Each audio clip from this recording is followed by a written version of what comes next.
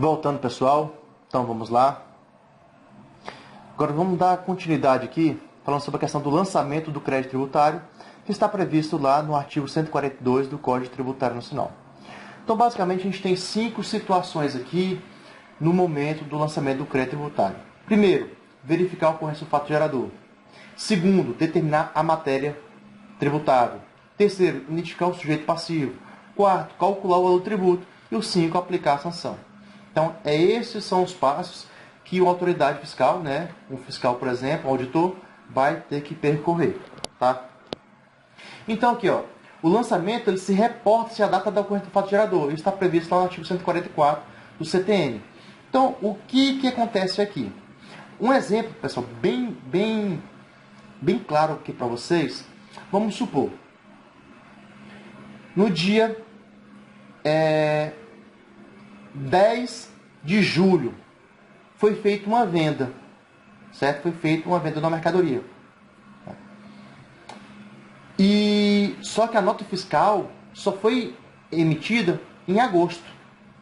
Tudo bem? Então, a venda foi feita em julho, mas a nota fiscal foi emitida em agosto. Um fiscal, na hora de fiscalizar, qual vai ser a data que ele vai considerar do fato gerador? Se ele conseguir identificar que essa venda foi feita em julho, ele vai calcular com base em julho. Tá? Então, o fato gerador do crédito tributário, ele reporta a data da sua ocorrência. Se você não emitiu, você descumpriu uma obrigação acessória que é de emissão do documento. Mas a venda aconteceu. Se a venda aconteceu, o fato gerador foi no momento daquela venda. Tá? Então, quando o fato gerador acontece, você também tem que emitir o documento fiscal. Tudo bem? Qual é a lei? Então, quando vai determinar a matéria tributária, vai ser o quê? Qual é a lei que está regulamentando essa norma jurídica, essa relação jurídica ali? Vai ter que se embasar. Tá? Ele vai ter que fazer o quê? Calcular o tributo. Se é metro quadrado, como é que é essa base de cálculo, se vai fazer o percentual e tudo mais. Então, ele vai fazer a questão do cálculo para identificar se foi feito certo ou foi feito também de forma equivocada. E depois disso ele vai fazer o quê? Aplicar a sanção. Basicamente é isso. Tá? Então aqui nós temos o lançamento de ofício. O lançamento de ofício é feito por quem? É feito pelo sujeito ativo. Quem é o sujeito ativo? É o fisco. O fisco estadual, o fisco municipal, o fisco federal. Tá? Então aqui a gente surge duas situações. Lançamento de ofício originário ou lançamento de ofício subsidiário. Então, basicamente, o originário, quem pratica esse lançamento é a própria administração tributária. Tudo bem? Vamos pegar um exemplo claro aqui do IPTU, do IPVA. Você, enquanto contribuinte, você não faz nada. Quem faz tudo é o fisco. Te manda lá o carnê, manda você tirar pela internet, você vai lá e recolhe aquele tributo. Então, quem fez tudo foi o fisco. Tudo bem? Já o lançamento de ofício subsidiário seria para as demais modalidades. Tá? Aqui eu até coloquei, subsidiárias, demais modalidades. Real, tem como saber o valor por meio das obrigações acessórias. Arbitramento, quando não é possível encontrar o valor real.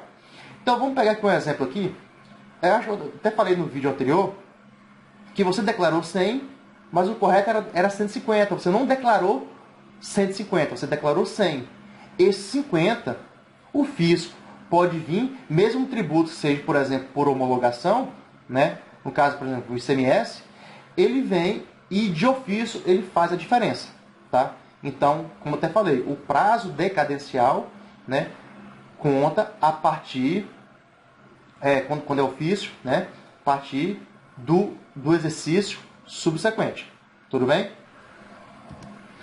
Lançamento por declaração. O sujeito ativo, ou seja, a autoridade administrativa, e o sujeito passivo, por exemplo, o contribuinte, os dois trabalham ali em conjunto. Vamos dar um exemplo aqui. Imposto de importação sobre bagagem. Você viaja para fora do país, você compra a mercadoria. Quando você chega no Brasil, você vai passar, por exemplo, no aeroporto, você vai ter que passar lá pelo setor, você pode observar. Quem já fez viagem internacional vai ver que quando você retorna, tem duas passagens. Tem a passagem para você declarar e tem a passagem para você não declarar. Tem gente que desvia para o outro lado, entendeu? Passa para não declarar. Se você passar e o fiscal der na telha, assim, opa, ei, vem aqui, deixa eu dar uma olhadinha. Ele pode verificar, né? Se você está trazendo alguma coisa que você comprou de fora, né? E querer te fazer a autuação. Né? Mas o correto é que você, se você comprou, né? Você passe por lá para que você declare isso aí, tá? Então você vai declarar o que você comprou, né? O fiscal vai analisar aquelas informações ali e se você, como você está declarando, né? Não tem penalidade, porque você foi atrás dele, né? E você vai declarar, ele vai calcular lá o imposto de importação, né? Então, neste momento, houve a participação dos dois, tá? Lançamento por homologação, como eu já falei, é também chamado de autolançamento. O contribuinte, ele declara, ele apura, né, ele calcula e ele mesmo paga sem nenhuma intervenção do fisco, certo? Posteriormente, o fisco pode analisar se aquilo foi certo, se aquilo foi errado. Mas você sozinho fez e declarou. É o chamado de autolançamento também, tá? Aqui tem uma situação que fala o seguinte, isso aqui é até jurisprudência, tudo bem? Então, o Tribunal Superior utilizou como critério para aplicar o artigo 173, inciso 1º do CTN, quando o quê? A ausência de qualquer pagamento. Então, olha aqui, mesmo o tributo sendo por homologação, tá? Mas houve ausência do pagamento, ele vai contar o prazo decadencial, né? A partir do exercício seguinte. Isso é o que diz essa jurisprudência. Ó. Por outro lado, quando houver pagamento do tributo, ainda que parcial, né? Então, se houve, né, mesmo que parcial, né, o prazo decadencial vai ser o quê? A partir do fato gerador, que é o que está previsto no artigo 150, parágrafo 4º do CTN. Então, aqui tem a jurisprudência para vocês.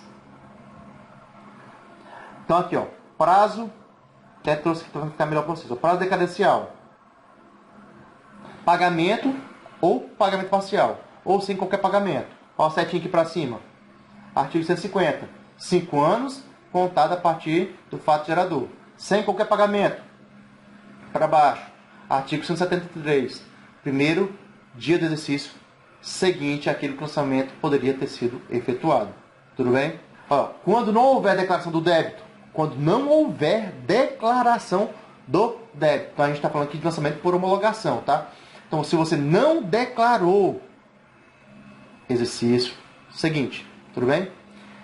A súmula 436, como já falei anteriormente também, a entrega da declaração pelo contribuinte, reconhecendo o débito fiscal, né, constitui o crédito tributário. Não precisa da autoridade fiscal fazer mais nada. Né? E o STJ também ratificou esse entendimento, né, no caso dos tributos sujeitos por homologação, que o contribuinte não efetua o pagamento antecipado, o termo inicial do prazo decadencial é o primeiro dia do exercício seguinte. Isso aqui só para corroborar o que eu venho falando para vocês aqui. Tá? Mais uma outra questão também corroborando isso aí. Tá? Então, pessoal, basicamente aqui, ó, o termo, o TIAF, né, o termo de início da verificação fiscal, artigo 196 do Código Tributário Nacional, né, inicia com o quê? Inicia com o auto de infração, quando há o início do litígio, ao início do contencioso, tá? Então, vai ser lavrado, né, o auto de infração, né, durante a fiscalização. Vai ter a notificação desse lançamento, né? Aí aqui a gente tem o decreto 70.235 de 72, onde fala, ó, o auto de infração será lavrado pelo servidor competente, né, no local da verificação da falta e conterá obrigatoriamente o qualificado do autuado, a qualificação do autuado, local, data e a hora da lavratura, descrição do fato, né, o dispositivo legal infringido e a penalidade aplicável, a determinação da exigência e a intimação para cumpri-la ou impugná-la no prazo de 30 dias, né, e a assinatura do autuante e a indicação do seu cargo. Tá? Então, basicamente, isso está escrito aí. E no decreto, mesmo decreto, no artigo 11, fala da notificação. Aí ele fala, ó, então uma coisa é o auto de infração e outra coisa é a notificação. Né? Que aí vem a qualificação, o valor do crédito tributário, o prazo para pagar ou impugnar, o dispositivo legal infringido, a assinatura do chefe do órgão expedidor, né?